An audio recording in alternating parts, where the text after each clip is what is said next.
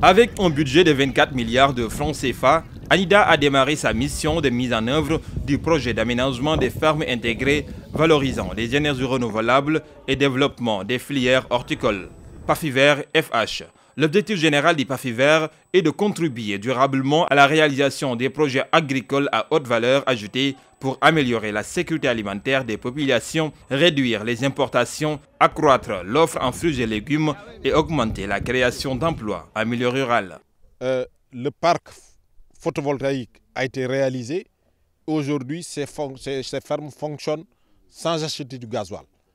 Vous les avez entendus tous dire que c'est une aubaine, parce que ce qui représentait la rubrique la plus importante dans le budget de culture, c'était le coût de l'énergie. Quand on enlève le coût de l'énergie, à partir de ce moment, la rentabilité des fermes se trouve plus accrue. C'est ce qu'on a constaté. La ferme Nyangé Dakar, ce n'est pas moins de 7 spéculations agricoles en même temps qui sont déroulées. À Modjen, c'est la même chose. Ici, à Ngéhor Signa, vous avez vu là aussi une diversification particulière des cultures. Mais aussi, compte tenu de la qualité des sols, vous avez vu des cultures en très bon état et des rendements attendus qui n'auront vraiment pas de pareil ailleurs.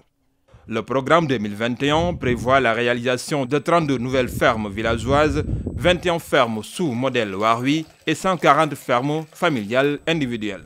Le programme va également consolider 60 fermes et aires agricoles émergents en les dotant de systèmes de pompage solaire, d'ouvrages hydrauliques et de réseaux d'irrigation.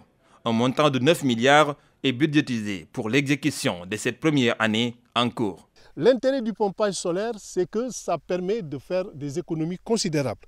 Parce que si vous prenez 1 hectare et qu'avec une double culture annuelle, c'est-à-dire contre saison froide, contre saison chaude, vous dépensez au minimum plus de 1 million de francs CFA par hectare.